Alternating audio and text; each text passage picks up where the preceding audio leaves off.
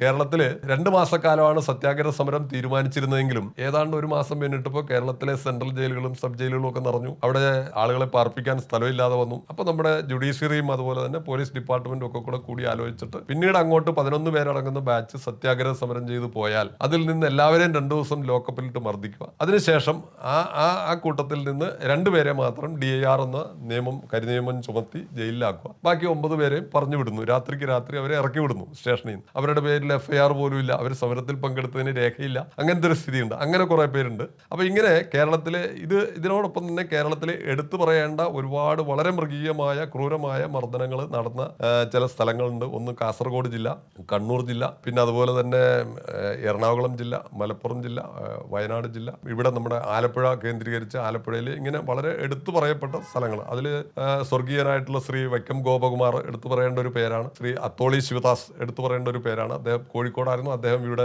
ചെങ്ങന്നൂർ ഭാഗത്ത് പ്രചാരക്കായിരുന്നു. ആലപ്പുഴ ജില്ലയിൽ പ്രചാരക്കായിരുന്നു ആ കാലഘട്ടത്തിൽ.